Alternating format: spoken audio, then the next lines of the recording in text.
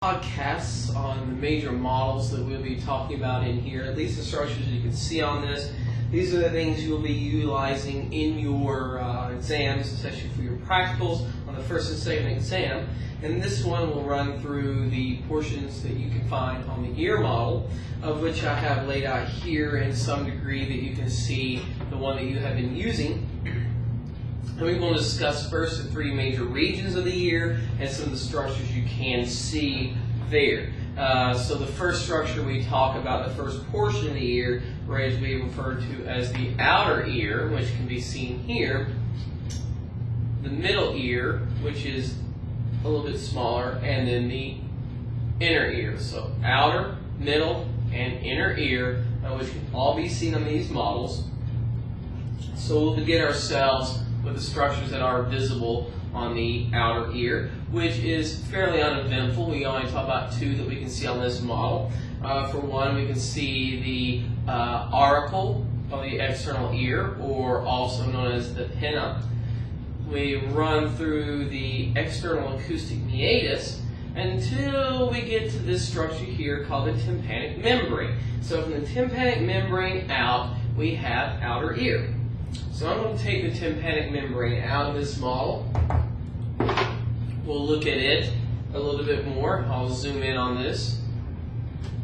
So, of which you can see this model pretty well. You can see the tympanic membrane here that is also referred to as the eardrum. And that's fairly uneventful until we get to the back of our tympanic membrane, in which we can see two auditory ossicles, which there are three in total. Two are left attached to this model. The first one we can see is called the malleus, and the malleus is commonly referred to as the hammer, which you can see where it gets that name. And if you rotate it around a little bit more in the position in which you guys will be looking at it, you can see how that hammer.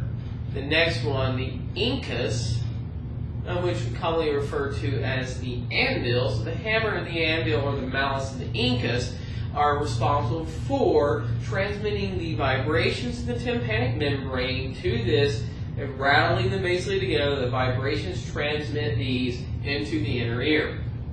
So these two structures you can see still attached. The last structure you will note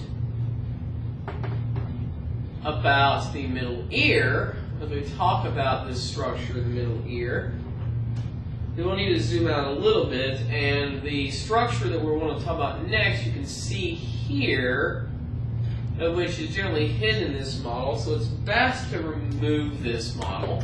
Take the rubber band off, and I'll take the rest of the model set it aside.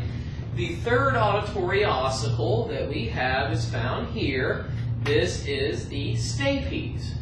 So we have this bone, one of the auditory ossicles, attached here, and that is the last, generally the last thing we talk about here. One other thing that is definitely worthy of mentioning is the auditory tube or eustachian tube, because it does empty out here into the middle ear. One other structure that you can see on here, if I remove this a little bit out of the way, get the rubber band out of the way, is this muscle called the Tensor Tympani muscle. This is innervated by the cranial nerve known as the trigeminal nerve. This is a safety mechanism to keep from blowing out the ear. It does retract the ear bones and pulls them back to dampen the amount of sound that gets transmitted. So the Tensor Tympani is shown here, and it does run up, and you can see the remnants of this as it would attach and pull back the ear bones. As I go ahead and put this model back together, we do want to discuss just a few of these structures that we can see, and we'll put the tympanic membrane back in its place. Easier said than done. Let me place these back together, and now you can see a little bit. If we rotate this, you can see how the auditory ossicles here articulate with each other transmit sound.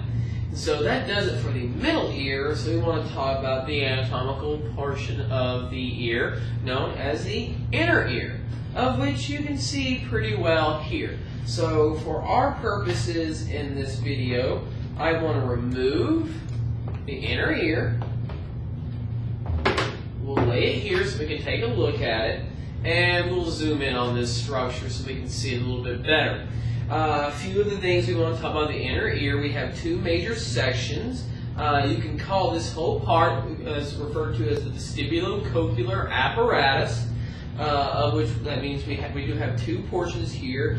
Vestibular reference here to the vestibule, which you can see through here, which is everything from this side over is referred to as vestibule, and cochlear referring to this part shaped like a snail shell as the cocula. And those two parts together will form the inner ear, and then there are some structures on here we want to make note of.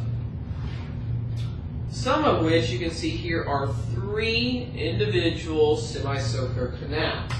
Now, in order to know which one is which, there are three. There's an anterior, a posterior, and a lateral. We do want to stick this back to the model so we can see it a little bit better. We'll zoom out on it so we can see them and put it in an alignment which you guys are most visible. And we will zoom just a little bit on these guys and let us see them. As we're coming in anatomical position down this way, the first one we will see is the anterior. One in the back is the posterior. And we'll see this one here, which is the lateral. And you will note it is laid down and flat. In this case, one of those general things you will say, if there's a lateral, there's usually a medial. It's not in this case. There are only three. But this one is more planar, they are generally roughly perpendicular to these two. And you can see the endolymph in here that will be inside these. And this structure is primarily for the sense of balance, of which you will see structures inside of these, such as the ampulla, and those structures that will allow us to note whether or not what is the position of our head, our sense of balance, and maintaining our sense of motion and balance. And these are the parts that usually get interfered with when we have an inner ear infection, when we have balance problems, or when we are suffering from motion sickness. And again, the rest of this, we want to temporarily again remove this. We can finish talking about structures on the vestibule, of which we have two that are very easy to talk about. The vestibule has two openings or windows. First one we can see is the round window. The round window sits here on your models. They are colored blue. And the next one is an oval window, which is covered up here by the stapes bone. Now, the stapes is not considered part of this. It is just on this model left on. One thing you can see on here, which is one of those other muscles that we discussed, this one is innervated by the cranial nerve number 7, the facial nerve, and you can see it here. This is referred to as the Stapedius muscle, and so since it is very closely related to the stapes bone, the bone with the stapes, the Stapedius muscle, and it'd be a very good way to help you keep those structures in line. And again, we come to the structure known as the cocula. Remind ourselves that the cocula is the anatomical part of the inner ear, where the organs of corti are, which are responsible for the transmission of the actual neural signals and interpreting the vibrations sent from the auditory ossicles and tympanic membrane, and then that will transmit it then to the brain to decipher the auditory signals that we're getting from each ear. And that generally does it for the structures you can see on this model. And for this podcast, we will continue on looking. You will see a section on the eye, and this will do it for this part for the ear model. And if you need anything to review, please note that everything else can be found in your structure sheets, and any other questions can be answered by your lab instructor.